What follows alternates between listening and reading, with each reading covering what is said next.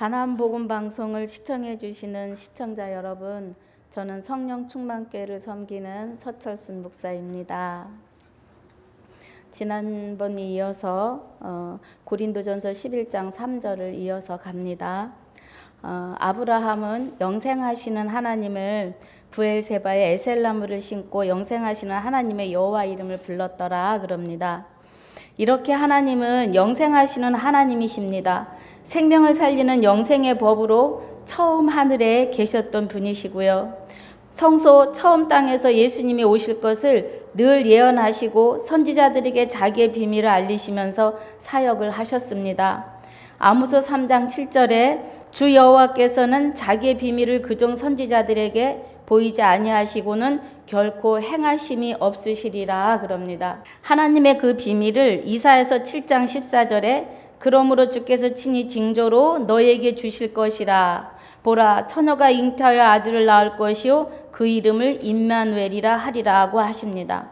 이렇게 구약에서는 하나님은 새 하늘과 새 땅을 준비하고 계셨습니다. 이제 본문에 의지하여서 여기 예수님의 법과 성령님의 법을 사역하시는 시대를 구분하면서 살펴보겠습니다. 성경 66권은 성부와 성자와 성령 하나님의 시대 구분을 하면서 보아야 됩니다. 성부 하나님의 시대에 어떤 사역이셨고 성자 예수님의 실상 사역에서는 어떤 사역이셨으며 또 너에게 실상을 이루노니라고 말씀하셨던 요한복음 16장 7절 이하에 성령, 그러니까 요한복음 14장 26절에 보혜사 곧 아버지께서 내 이름으로 보내실 성령 그가 너희 보고 듣는 이것을 깨닫게 하신다고 말씀하셨던 예수님의 이름으로 오시는 분이 성령님이시라는 겁니다. 그래서 행전에서 계시록까지 그 시대와 일곱 교회를 통해서 지구촌 교회로 복음이 선포되어져 나오는 그 시대를 우리는 알아가면서 그리스도 안에 거하여 할 것입니다.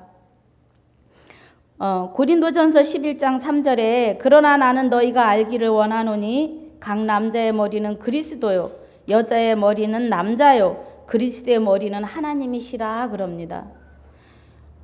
이 말씀을 돕고자 고린도전서 15장 41절은 해의 영광이 다르고 달의 영광도 다르며 별의 영광도 다른데 별과 별의 영광이 다르다라고 말씀하십니다. 그러면 이제 여기서 우리가 해의 영광이라는 것은 하나님의 법은 해의 법이라는 거예요.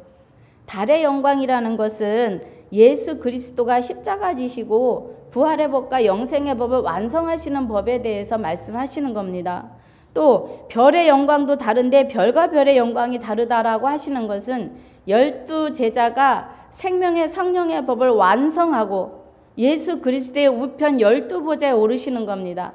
마태복음 19장 28절에 내가 영광의 보좌에 앉을 때 너희도 나의 우편 12보좌에서 12지파를 다스린다 그래요. 우리도 이제는 12지파 속에 속한 유대인에 속하고 있습니다. 접붙인 자들이죠. 그래서 하나님은 이 마지막 때에 진리의 말씀으로 나아가기를 원하십니다. 성부 하나님의 법은 해의 법이었고요. 성자 예수님의 법은 달의 법이시며 또 성령 하나님의 법은 별과 별의 법, 예수님께서 사명을 부여하신 12제자의 사명을 말씀하고 계십니다. 12제자는 성령님의 대언자이시라는 겁니다. 남자 사역이었고 또 별과 별의 영광 이방인 제자 바울까지도 왕같은 제사장으로 단수로도 볼 수 있습니다. 이렇게 성부, 성자, 성령 하나님의 사역의 결론을 알아보았습니다.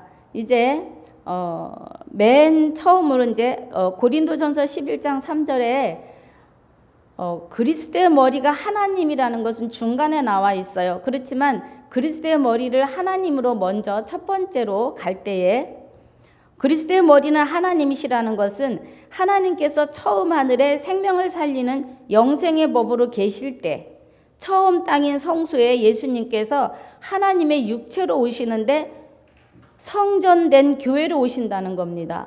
예수님께서. 그러니까 예수님이 이 땅에 오시는 것은 생명을 살리는 영생의 법을 입고 오시는 거죠. 아담의 법인 모세의 노래인 율법에서는 영생을 할 수는 없습니다. 그래서 예수님이 생명을 살리는 영생의 법을 입고 오셔서 그 법으로 지배를 받으시고 사모하시고 잉태하여서 영혼의 자식들을, 그러니까 12제자를 낳기까지 일을 하신다는 겁니다. 요한복음 2장 21절에 그러나 예수는 성전된 자기 육체를 가리켜 말씀하신 것이라고 이야기하십니다. 또 하나님의 법을 지키는 자로 여자 사역으로 오시는 것을 말씀하십니다.